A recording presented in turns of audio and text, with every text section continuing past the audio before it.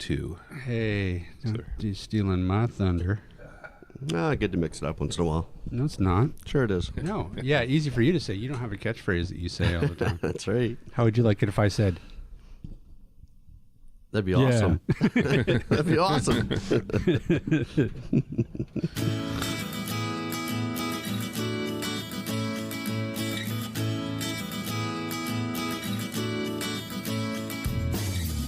This is the AT Banter podcast, a balanced and entertaining look at assistive technology, accessibility, and its importance in people's lives. Join Rob Minot, Ryan Fleury, and Steve Barclay as they banter with people around the world about anything and everything regarding assistive technology and the disability community. Now, on with the show.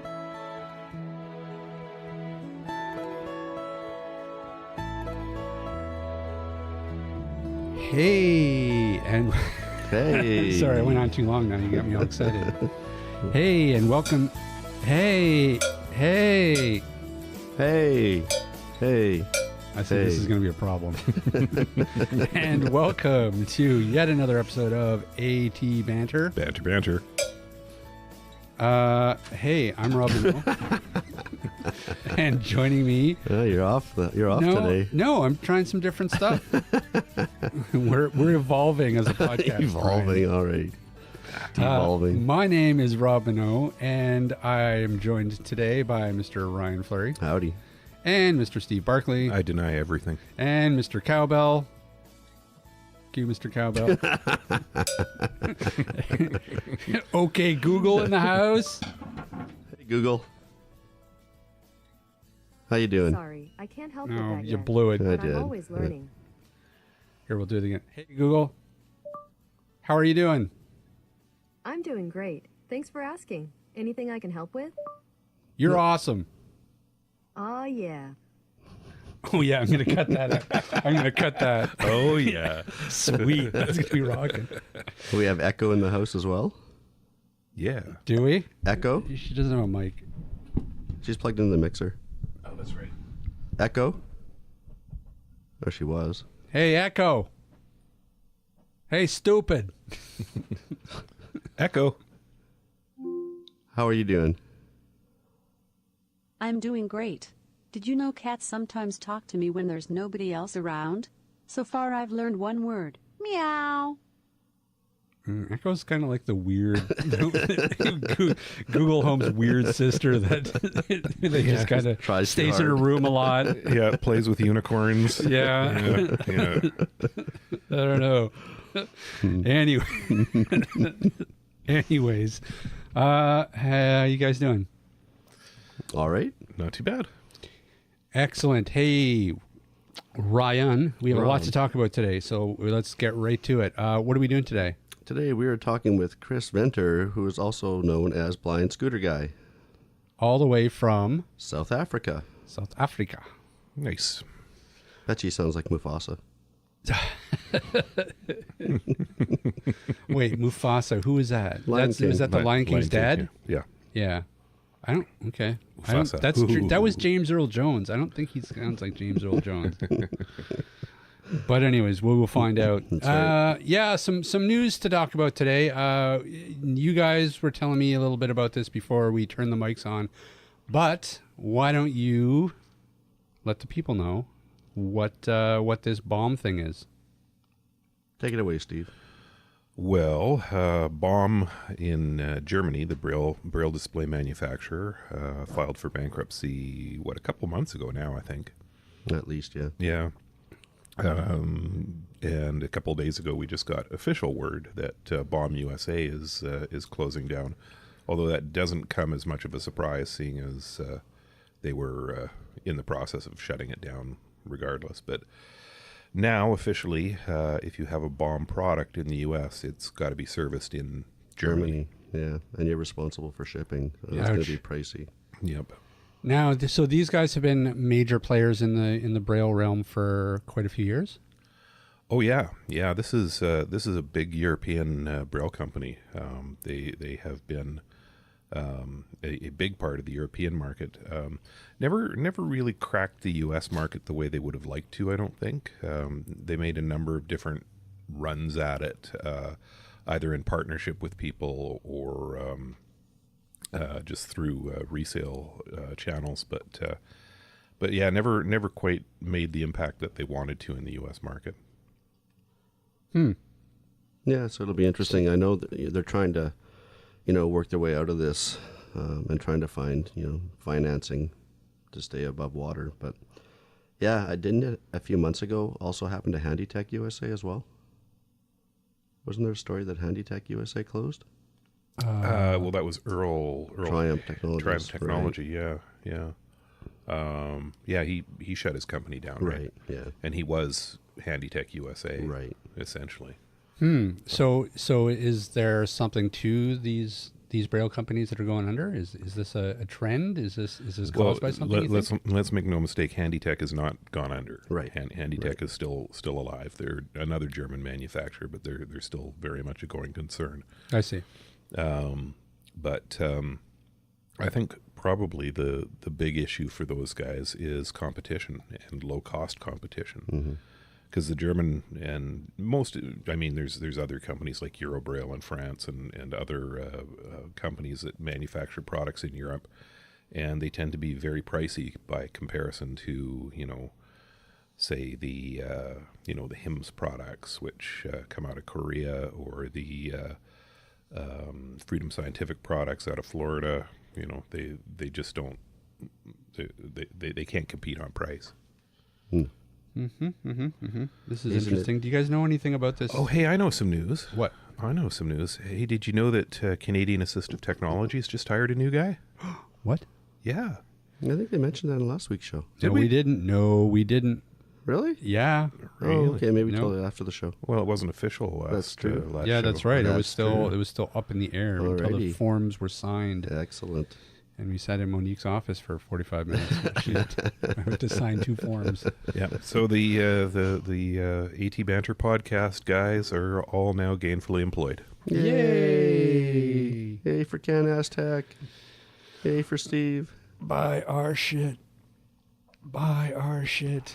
See, I'm gonna. Please. I'm gonna put that on a separate track. Subliminal, like really low. Just kidding. Excellent. Good plan. Buyer should. We're still gonna have a meeting afterwards. Yes. Good. Excellent. I brought paper Oh. and pencils and stuff. So Google told me a joke last week. You want to hear it? Yeah. Where do typists go to get a drink? I know this one. No, I don't actually. Go ahead. Something. The space bar. Oh. I got one too. Go. So a weasel walks into a bar, and the bartender, he freaks out. He goes, "Oh my God, look at that. It's a weasel. Dude, hey, I've never had a weasel come into my bar before. That's so awesome. Man, hey, what can I get you?" Pop goes the weasel. Now, in the U.S., that joke would not make sense because they'd be like, "What's pop?" That's right.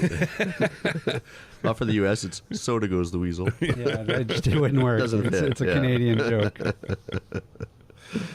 So, That's true. Never thought of that. Cultural differences, man. Yeah. Okay, so the other big thing we should actually probably talk about. Did you guys see this article about the bill that passed that changes the American what is Americans with Disabilities Act. it? Yeah, did you see that? Yep. I saw it. I didn't get into depth on it. I don't actually know exactly what this means. From what I read, it basically means now that individuals with disabilities need to file complaints with the ADA about a business or venue not being accessible before they actually can sue or litigate. That's right. Yeah, I mean, basically, it's legislation that amends the act as it is, that changes the process that somebody can level a complaint against a company. The idea behind the legislation is that they want to try to reduce the amount of what they call, lawyers like taking advantage of of businesses and just being able to sue on the drop of a dime. So through the legislation, let me just bring it up here and tell you exactly what they changed. So under the bill, those wishing to sue businesses in federal court over an ADA public accommodations violation must first deliver a written notice to that business detailing the illegal barrier to access, and then give that business 60 days to come up with a plan to address the complaints, and then an additional 60 days for the company to take action. Well, that seems reasonable. That's what I thought too. Now, we're probably going to get a lot of hate mail, and that's fine. Send it all to Ryan at canastech.com. But, I think what they said is this is going to hurt the ma and pa shops, right, that maybe don't have the financial means necessarily to put in ramps or accessible washrooms. Buildings that have been around 30, 40, 50 years that need to be retrofitted, they're just asking to be sued by these people now, right? Well, they were. I remember when the ADA was first introduced, there were people who were essentially making a living going around suing buildings for being inaccessible. Right. I think this probably removes some of the opportunism from that. Yeah, I think this makes more sense. Yeah, because literally you could conceivably under the ADA go around just slapping lawsuits on folks. Mm-hmm. And there's certainly been cases of that. So, to me, it seems a fairly reasonable accommodation to say, okay, you've got to file a complaint first. You got to give them a chance to remedy it, and then you can go ahead and sue. Yeah. That doesn't seem unreasonable to me. People seem pretty unhappy about it. Well, a lot of the flip side of that, what sort of some of the activists are saying is that if the bill is enacted, it essentially guts the ADA's provisions dealing with public accommodations by removing any incentive for the businesses to make those changes before they get a complaint. So it's going to make the idea of accessible spaces an afterthought again. And after once again, it's an afterthought, right? People are going to be like, well, we're not going to put in disabled bathrooms until we get a complaint. Right. I got you. Okay, yeah, I can see that being an issue. Sure. So that's the flip side of this. So on the one hand, yeah, it's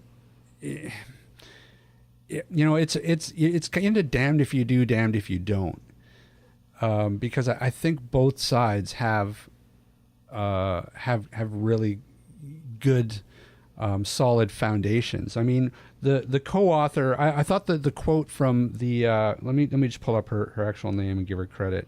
Representative Jackie Spear, of a Democrat from California, who was a co-sponsor of the bill. She had a great quote, which was, she said she had witnessed too many rip-off artists in California that are in it just for making a buck. I want public places to be accessible to persons with disabilities. I want them fixed, and I'm not interested in making a few attorneys rich, and I'm not interested in gotcha stuff. I just want them to be accessible. Which, on the face of it, that I think that's admirable. I think that that is the important part. But you have to take into account that businesses are always going to go for the lowest common denominator. If they can get away with saving a few bucks in not making something accessible that they don't have to, I don't know. I kind of fall on the side of they're going to do that. Well, I think what gets me is, as a blind person, if I walk to one of our malls and I go into one of the cafes there, so let's say a Starbucks, and there's no disabled washroom, and I walk out, I call a lawyer, the lawyer shows up on their doorstep. Is that fair? Is that right? That just seems, I don't think so. I think you should talk to the owner first. I think there should be a procedure in place where you're not just slapping lawsuits on people right off the bat. Talk to the owners, maybe send in some recommendations and solutions before the lawyer sets foot in the place. Yeah, but I think that the idea behind the law in the first place is to get the businesses at the beginning of the process. Yes, like I if think you're building a space, yes, you need to know that, okay, damn, well, we need to make sure that we have that our yes, space is accessible, yeah, so that we don't get sued. But what do you do to these buildings that were built in the 1900s? Well, I mean, they have to go through that process. I mean, that's just it. If we want to build accessible public spaces, you need legislation like that. People need to have that fear of being litigated, or else they're just not going to do it. They're just going to wait for someone to complain. There's going to be some buildings, though, that can't be retrofitted. They just can't. The way they're built, the way they're structured, the way they're laid out. Tear them down. Well, I mean, I don't know. Like, I don't know what the answer is there. I mean, that, you know, but that's going to be an exception to the rule, and that's, you know, you're just going to have to deal with that. You know, I don't see why. Like, I don't see why public spaces should be any different than the web accessibility. Oh, I totally agree. I would love to see everything be accessible. Accessible spaces, accessible bathrooms, accessible elevators, buttons everywhere, talking elevators, whatever. You know, I would love to see it all, but that's not reality at this point in time. But if it's going to be made reality, I mean, how many guests have we had on, and how many news stories have we covered that over and over again they say litigation is the only way through that.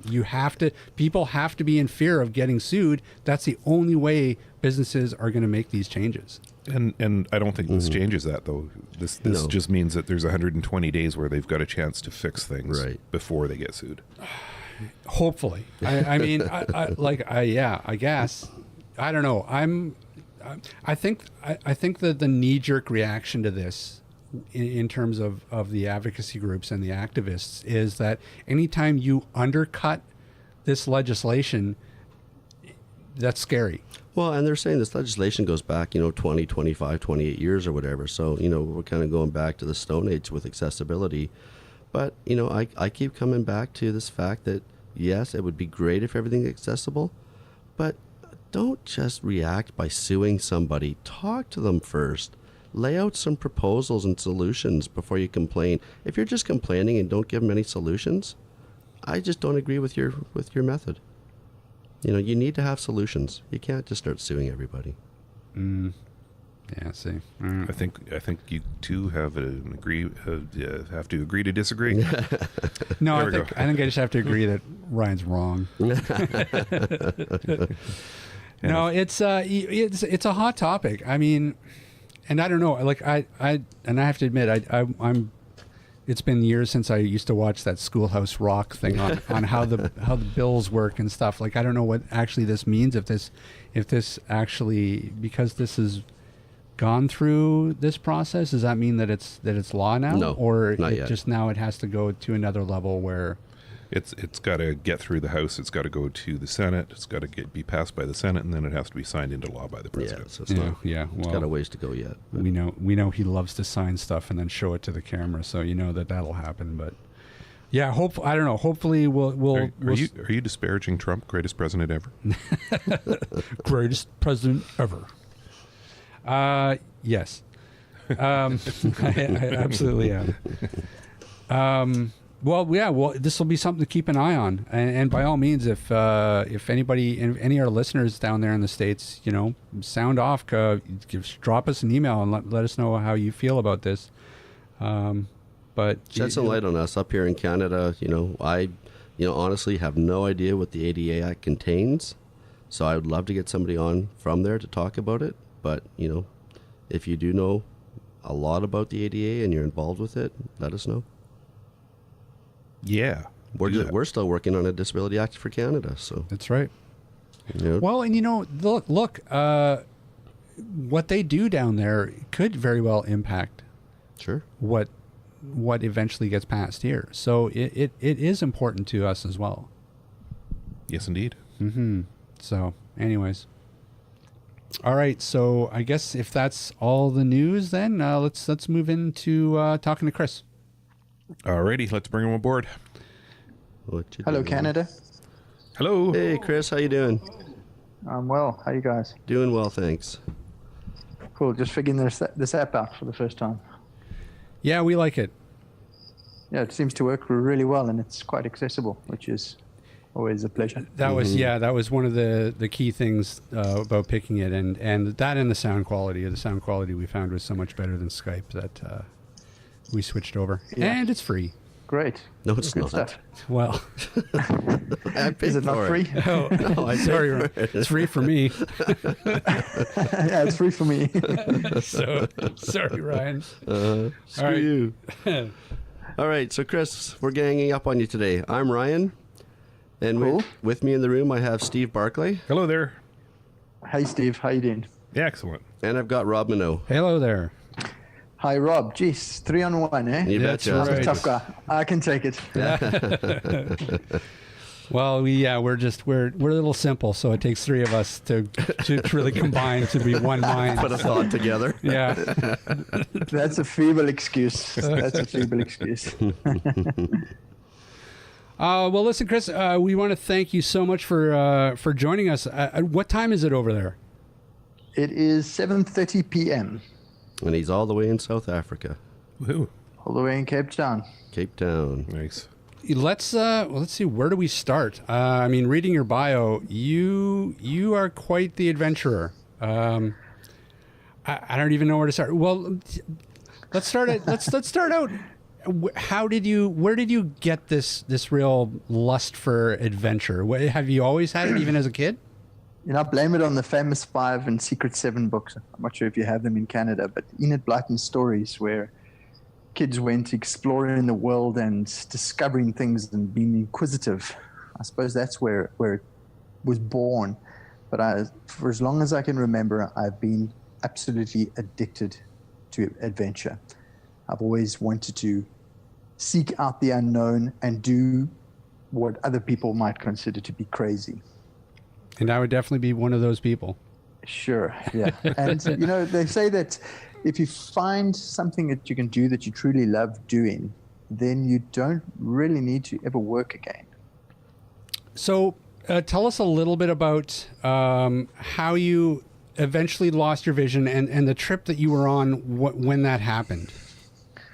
All right. So all through school and all through my young adult life, being a sighted wannabe adventurer and wannabe travel writer, I didn't follow my dreams and I followed a totally different route. I became a chef.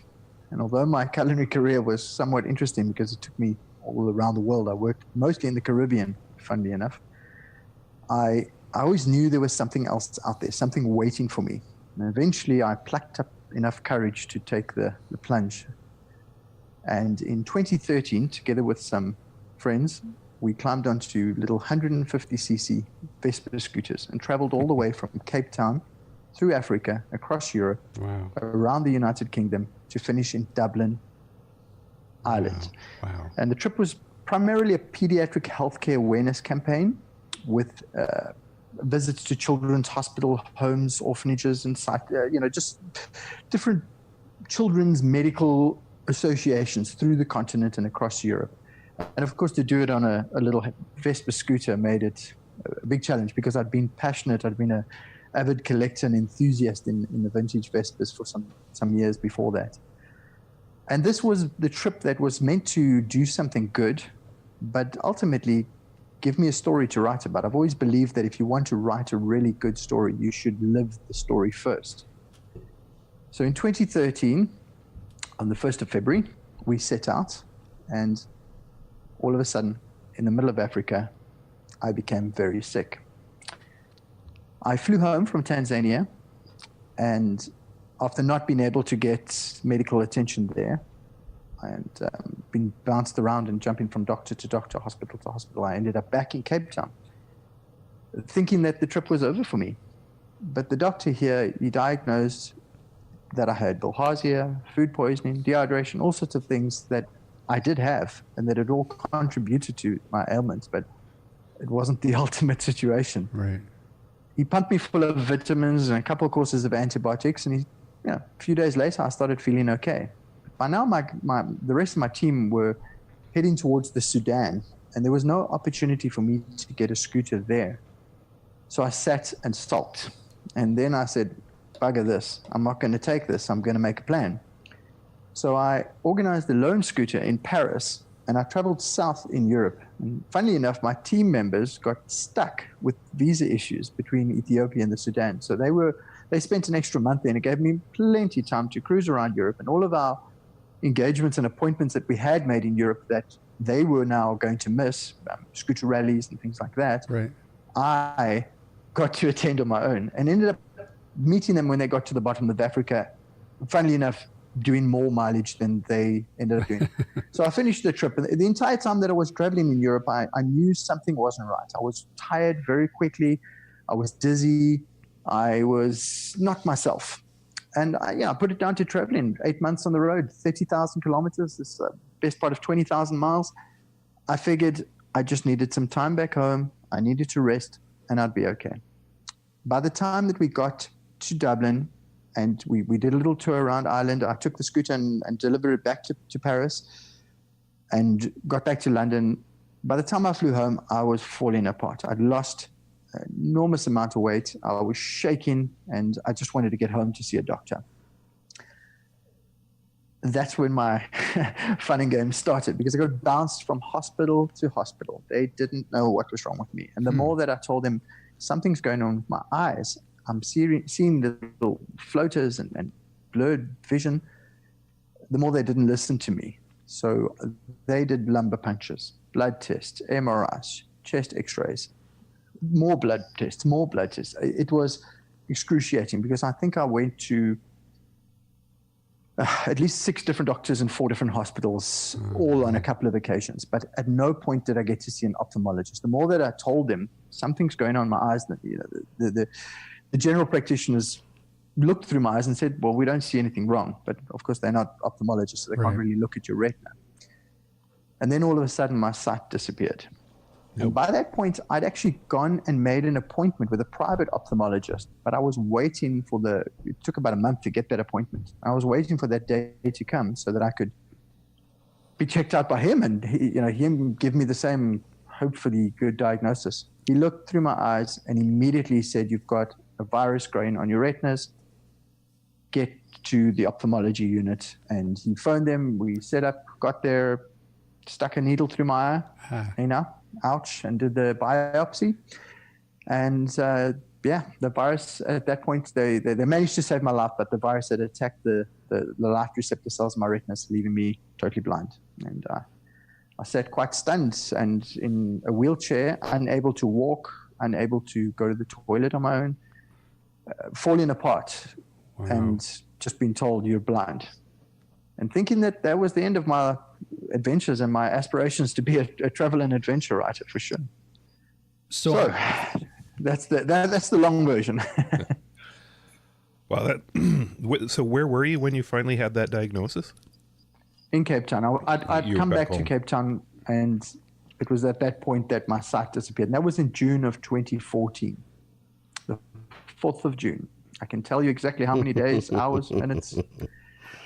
Yeah. So how long was that process? Like, so from when you first contracted the illness on the virus to it went on for the better part of 8 months from originally becoming ill. I got bilharzia, which I suspect was from Lake Malawi, from the northern shores of Lake Malawi, and then food poisoning in Tanzania, perhaps somewhere in Dar es Salaam or somewhere close to that. I was severely dehydrated. When you're traveling through Africa on a little scooter and you sleep in the bush and roughing it up, you experience what the world has to offer that is not most desirable. And my sight was fine. I could see, I could walk. It fell apart in the last month. So that from that May of 2014 is when my health really fell apart. But we didn't know it had anything to do with this virus attacking my retinas. My sight was fine. It disappeared within 2 days.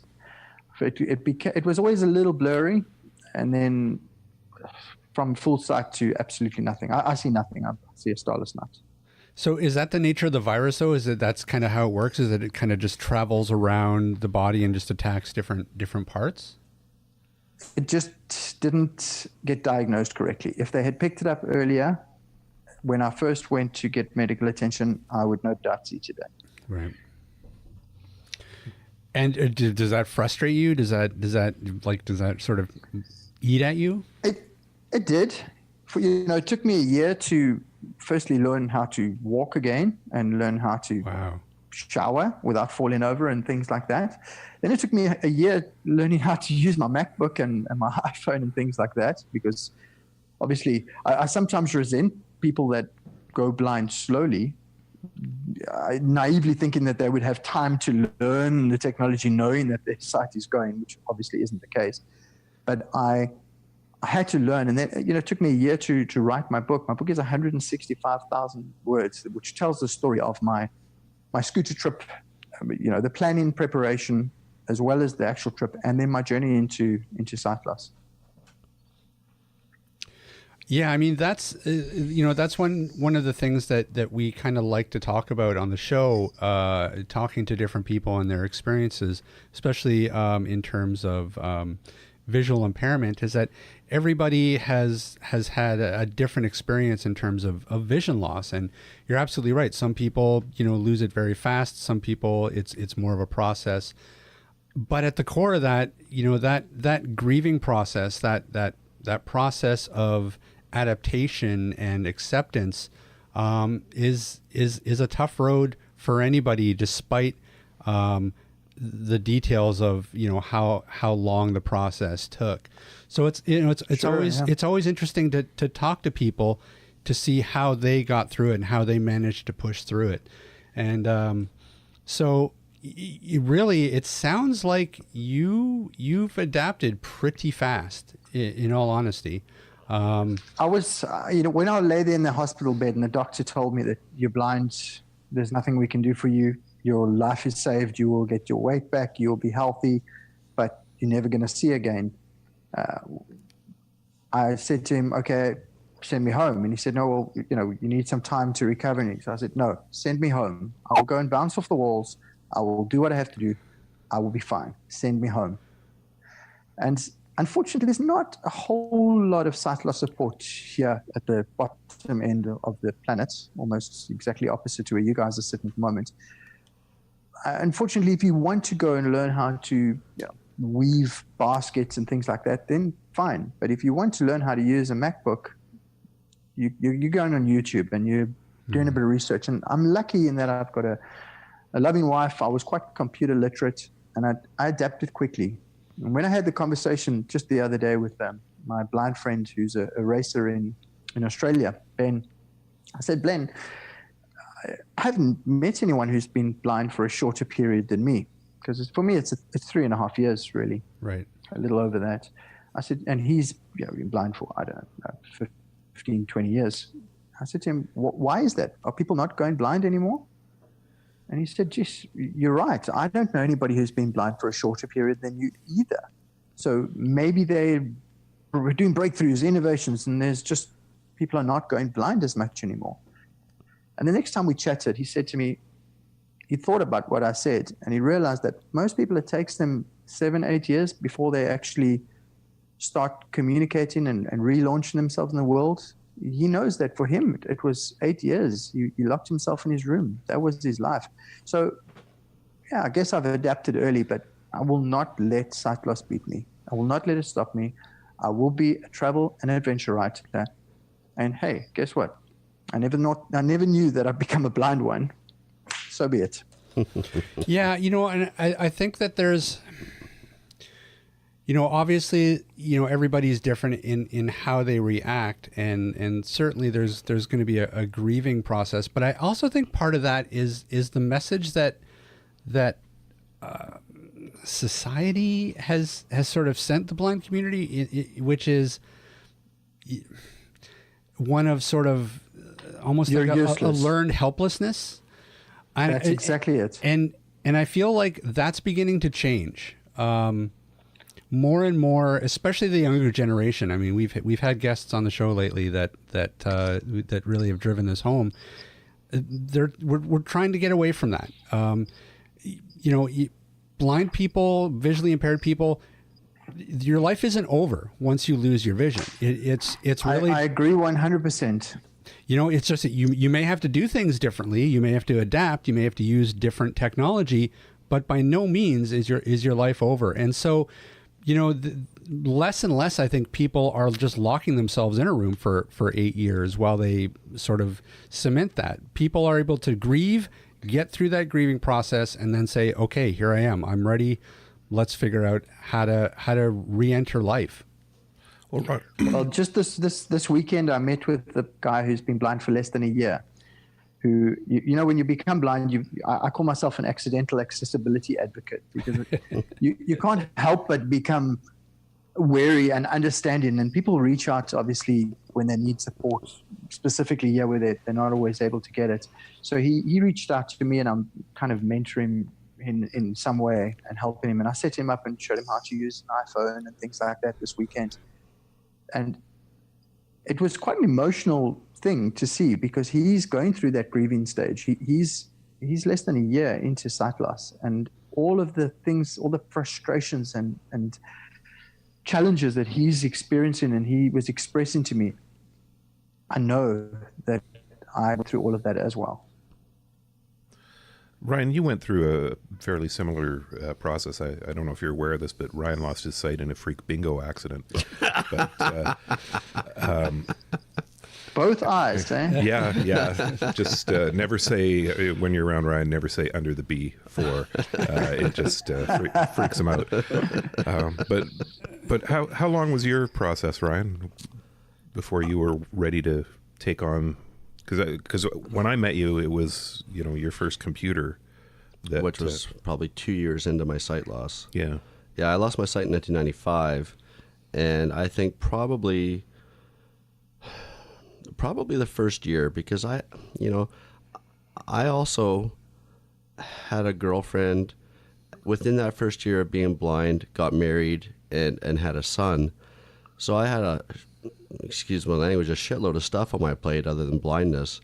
But I think probably the first year, like you said, bouncing off walls, how do I do the dishes, how do I do laundry, how do I do this, that, and the other thing, and just the anger, the emotions.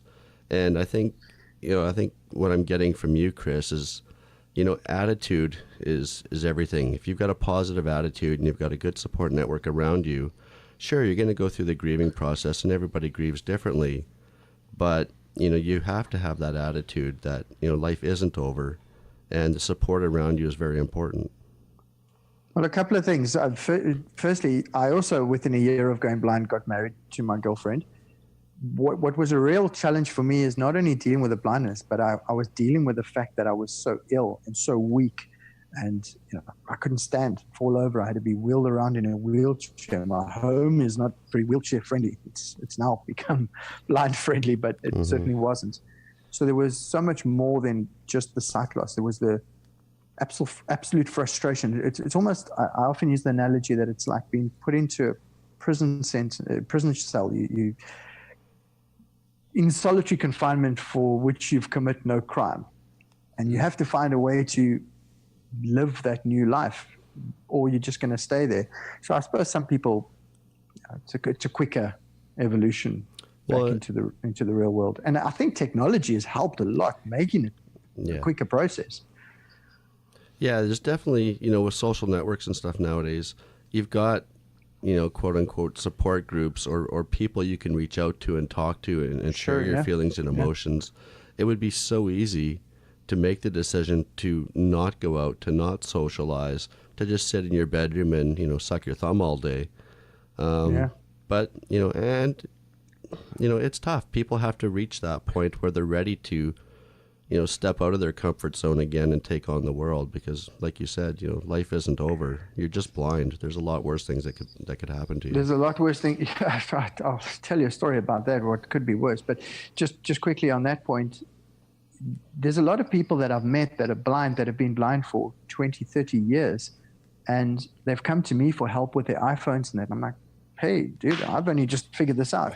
But it's technology that they have never, ever had at their fingertips. So all of a sudden, they're able to quickly evolve to a point where life is a lot better. I think we're lucky. We're living in an age where it is a lot easier than what it was, 20 years ago. But just coming back, sorry, I'm talking like a chat box here. Coming back to the point of it could be worse. I met a blind guy here about probably about a year and a half ago, and he told me that when he first went blind, he was in a motor car wreck. He was lying in the hospital bed, newly blind, frustrated, pissed off. His wife had just told him she can't stay with him, and not wanting to face the world. He told me that all he wanted to do was get out of the hospital bed and go and kill himself. And then the guy that was in a bed next to him in the same ward called him and said, "Excuse me, sir." And he kind of like just ignored him for a while. He was persistent. He said, "Please, excuse me, sir. Can you help me? Can you take me to the toilet?" And he said to him, well, I'm not going to swear and say the exact words, but he told him, "Get the hell out of here. There's no chance. Can't you see I'm blind? Is there something wrong with you?"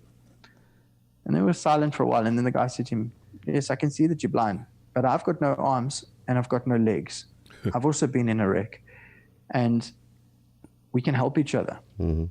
And he ended up becoming the guy's wheelchair driver, and he'd take him to the little canteen and he'd buy a candy bar with his money and help him, and he'd help him with his cell phone that he could take a call and he'd hold it for him, and he'd take him to the toilet. It doesn't mean because you're blind that you're worthless, because you can still live a full life and you could be of huge value to someone. Yeah. So why don't we talk a little bit about post here you are, you're a travel and adventure writer. What's that like? Where are you going? What are you doing? Yeah. Okay. Well, as I said, I'm now a blind travel and adventure writer, which I often say that the thorn that was poking at my side has now defined me and made me something unique and special. Mm-hmm. When I approach a company and say, "Would you like someone to come and explore your business and tell you what it's like?"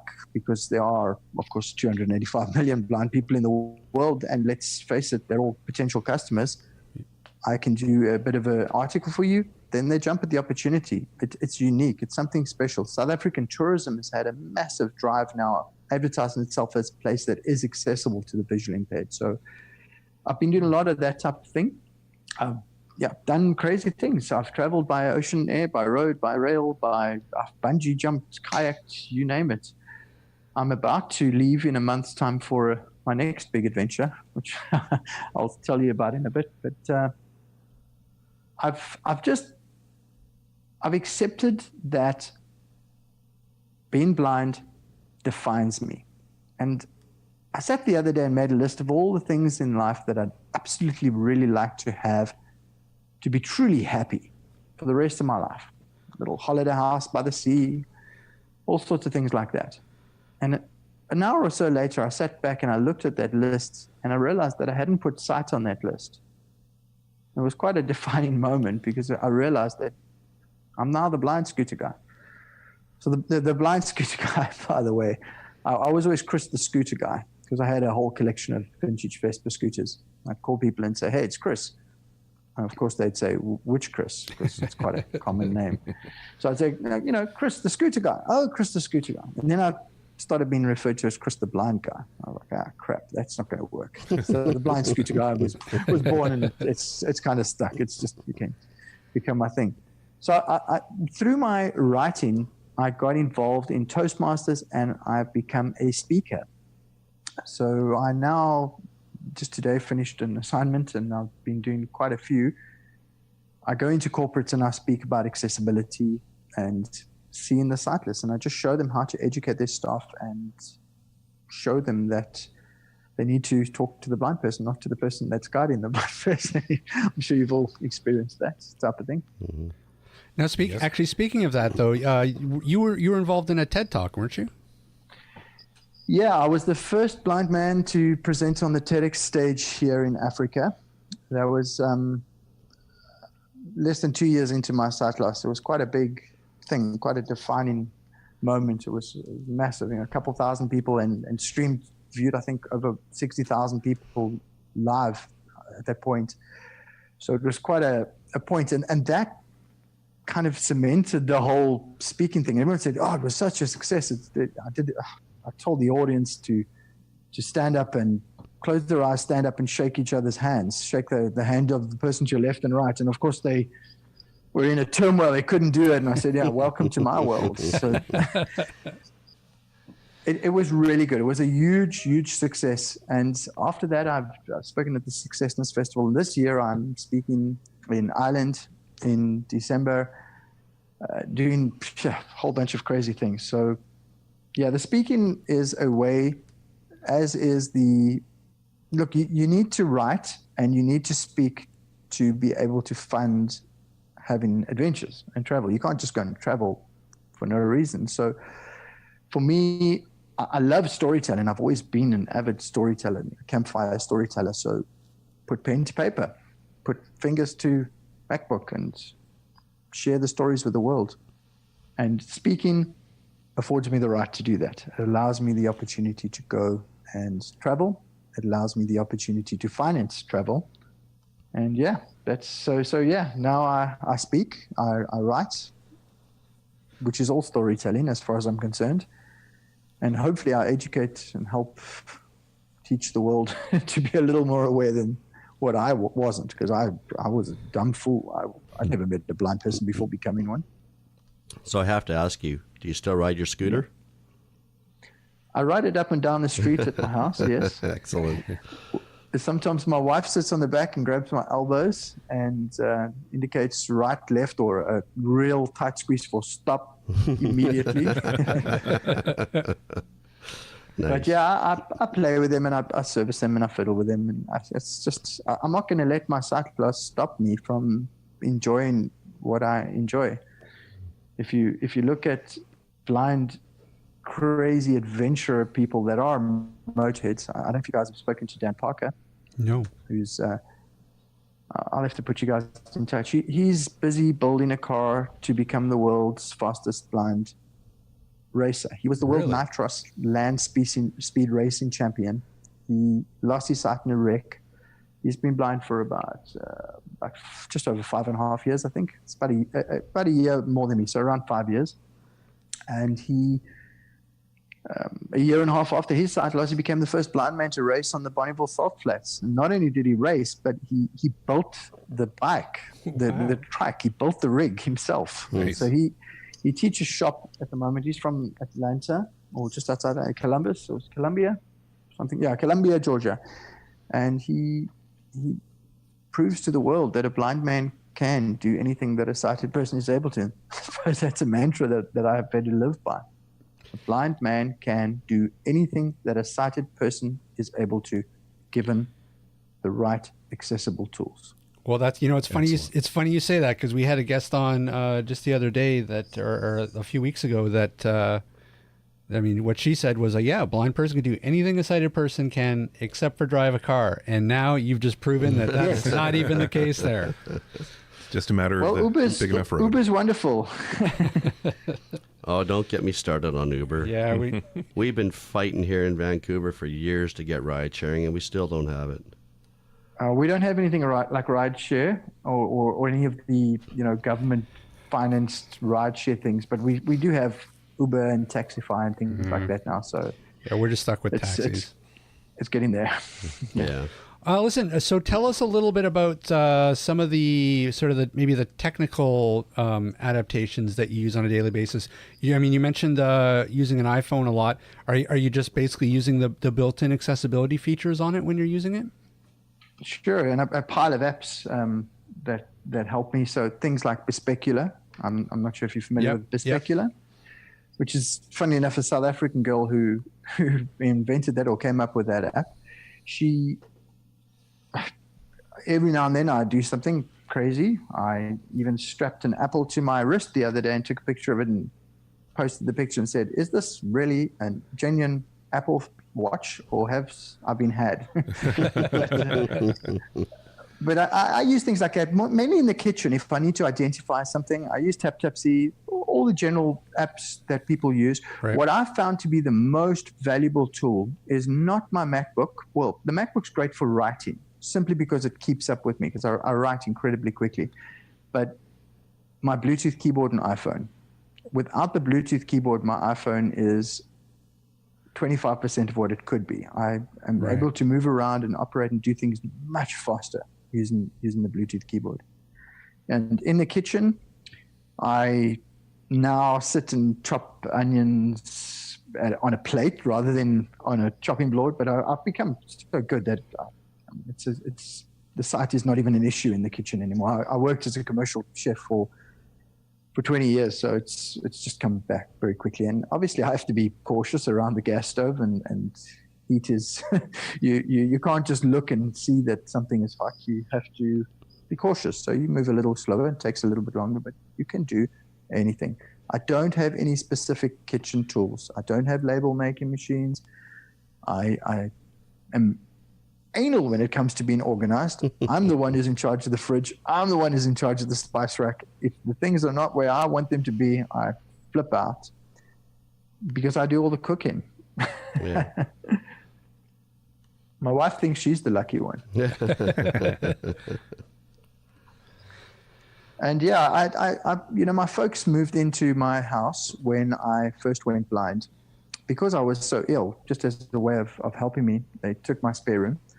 And then I became well enough to no longer want them into my house and needed to get them the hell out of here. So I built a cottage in the back garden for them. And all I did is get some bricklayers and some plasterers and painters and guys to do roofing that. And I managed the project myself. So where I needed to mark something out, I got a buddy to come and help me, and we lay out the foundation. And then I got the truck in and we cast the concrete. And there was no building project manager. I was the building project manager. You can do anything. There's no excuse. Yep. You just have to be maybe stubborn, maybe stupid, or maybe just confident. Well, so what sort of advice would you, or what kind of what message do you want to send to other people that are maybe at the beginning of the journey that you found yourself at, a few years ago? What advice, or what, if you had to pick a single, nugget of advice, what would you say to them? You don't have to sprint. You don't have to fly. You don't have to run a marathon. You just have to take one step at a time. I often say, how do you eat an elephant? One bite at a time. The problem is eating it all before it goes off. Well, you got to smoke it, and you've got to cure some of it, and share it with friends. Have a feast. Before we let you go, is there where can people find you online? So if they'd like to follow my next adventure, which is I call it a multifaceted Mediterranean mobility meander, and I'll be traveling sightless from Sicily to southern France between March and May. So I have a Facebook page as well as a website, and I'm on Twitter, everything Blind Scooter Guy. You can just search Blind Scooter Guy on any of the social media. You'll find it. BlindScooterGuy.com is the site.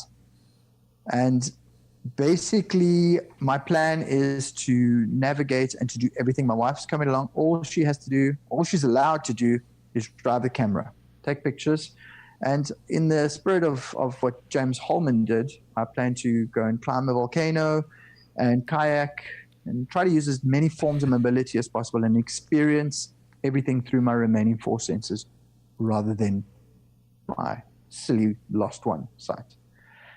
And yeah, my book is about to be available on Amazon in accessible format, and as well as print format. It is already available here locally in South Africa, and it's selling really well. And book number 2 is 3/4 done. Now, what's the title of your book? It's called How I Became the Blind Scooter Guy. Alrighty, we will look for that on Amazon. So yeah, I mean, anyone who'd like to follow me or connect with me, I love talking to blind people and sharing stories and craziness. We'll make sure that we linked everything in the show notes. Do we also, or I don't know if you have it, Rob, but Chris, can you send us the link to the TED Talk as well? So I think we should link to that as well. Absolute pleasure. Look, I mean, I wear a T-shirt with a hashtag Blind Man Can, and if anybody goes onto YouTube and just searches hashtag Blind Man Can, they'll find it. That's great. Yeah, we'll keep an eye on the website to see how your trip goes, and maybe actually when you're back, we'll have you back on and you can talk about it. Maybe you can talk about. Yeah, that sounds good. Yeah, I'll send you some. I'll tell you if I see any moose or anything there. Well, I was going to say next you can start planning your Great Canadian trip. Well, I've got plans for the next 3 or 4 years. I want to hike the Camino de Santiago across Spain. Nice. Maybe 2020 and 2019. I've got about 5 overseas trips this year, so it's going to be a crazy year. But maybe next year I'll do a scooter and sidecar trip up to Namibia, which is Southwest Africa, with a buddy piloting and me navigating and telling him where to go, and he can just ride the scooter and drive the camera. Basically, we'll see. I don't know. And if you have any elephant recipes, let us know too. Chris, it was an absolute pleasure talking to you. Thanks so much for taking time out of your evening and chatting with us. Cool. It was a great pleasure. It was nice to connect with you guys. Okay, Chris. Thanks, guys. Thanks so much. Okay, take care. Good luck on the trip. I was just going to say, with such an outgoing and positive attitude, we should hook him up with Blind Beginnings. Yeah. Something like that started in South Africa. Yeah. Sure. He's got the right attitude. Nothing's stopping him. Yeah, exactly. It's a good idea, right? He just needs to start mentoring the next generation. There you go. Well, it's true. I mean, geez, 3 years, to have that type of an attitude that fast. I mean, that's fairly unique. Well, and I was going to ask you, Steve, have you noticed in the years you've been doing the low vision clinics that, the numbers of people who are blind or low vision are going down? Well, I've noticed just in the school system in general, you're seeing fewer fully blind kids coming into the system. I think there's better interventions now in the early going. But I still see a lot of people losing their vision later in life. Right. And with seniors, it's a bit of a mixed bag. You see a lot of seniors who basically see their vision loss as being an end game, and they're just going to sit back now and not deal with the world. You see some who are the complete opposite. They're like, well, I'm not going to let this slow me down. They just carry on. But a lot of people later in life, they're kind of thinking, well, I'm winding down anyways, and this is just one more winding down, and they don't have the headspace to recover from it, which is sad because they can't. They just don't want it. Yeah, but it's a very different feel when you're dealing with kids. Oh yeah, for sure. I mean, for starters, kids sooner or later they're going to have to deal with it. Yeah, right. They're going to live a long time, and they're going to have to figure it out sooner or later. The kids who were born blind, they don't know any different. They just carry on, and if they're lucky, they hook up with a program like Sean Marcellet's and really get a good kickstart in life to have that positive attitude.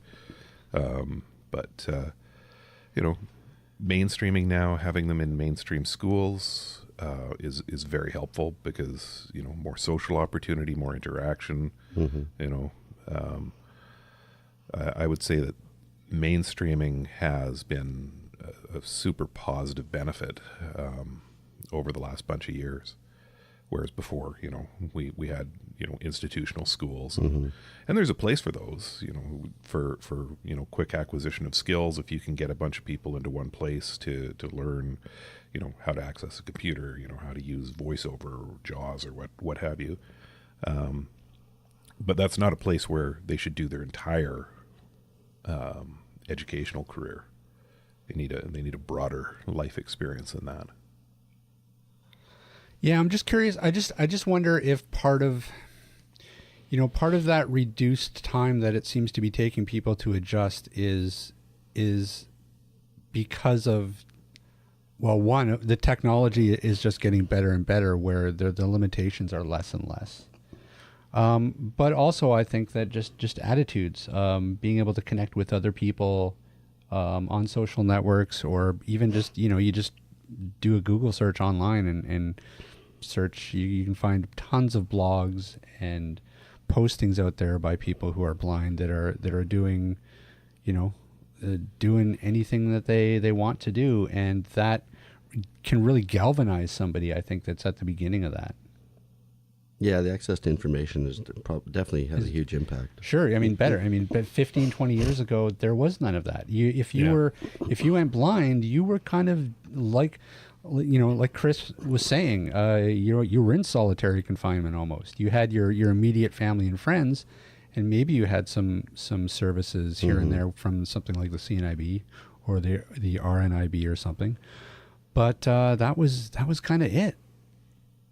And so these days, that's just not the case. So there's this global community of people who are advocating and people who are sharing their stories, and I think that can really have an impact on somebody who's sort of looking at vision loss for the first time.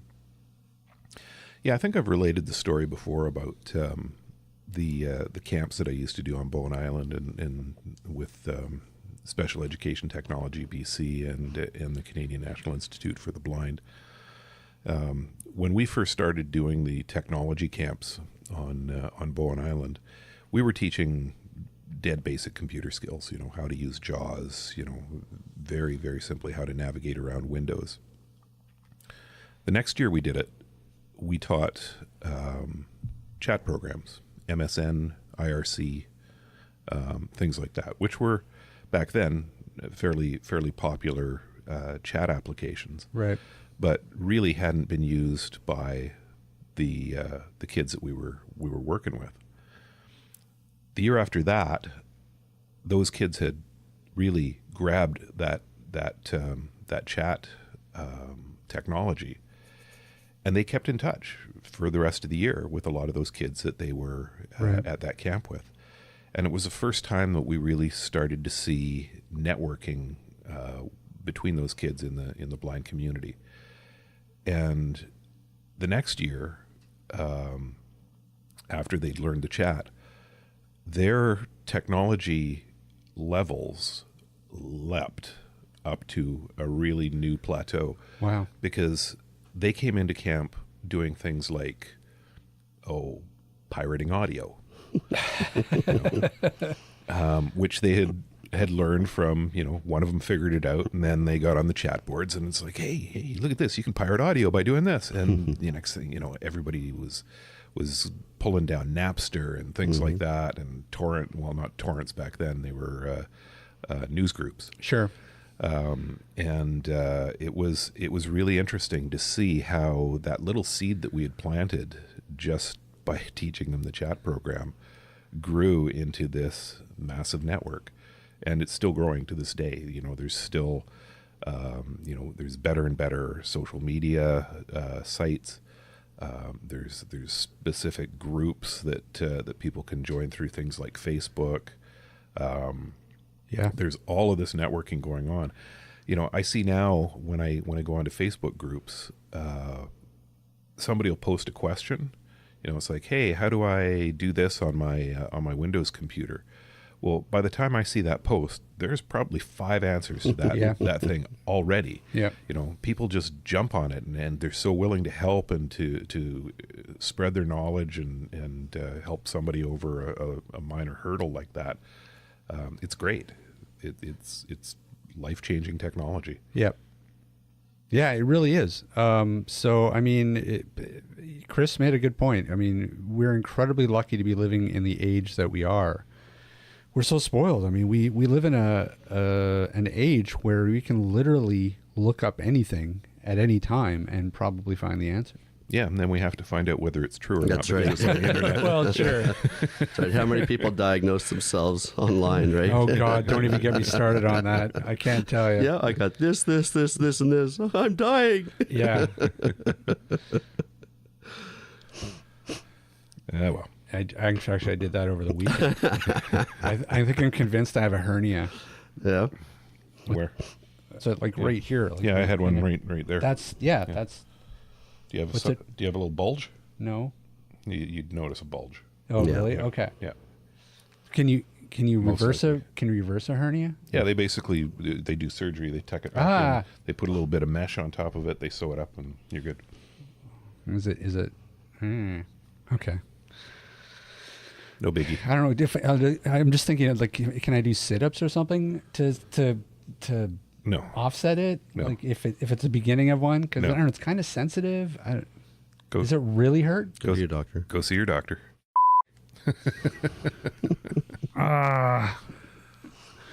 Can I just poke it back in? Nope. Anyways, yeah, so I was looking that up all weekend. What is a hernia? What symptoms of a hernia? And the symptoms are always really vague. Mm-hmm. It's like, well, it could be gas, but it also could be hernia. Yeah, you see, I didn't actually have any symptoms.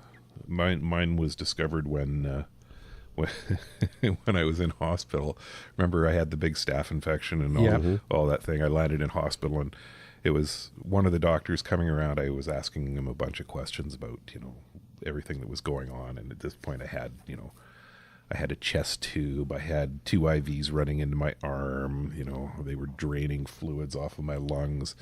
And the doctor says, so do you have any other questions or concerns? I said, yeah, I got this bulge down here. And I showed it to him, and he just went and he slapped himself in the forehead and he goes, you've got a hernia. There was just one more thing. Add that to the list. Yeah, when I fell apart all at once. Yeah, no kidding. All right. Anyways, hey, Ryan, Rob. where can people find us?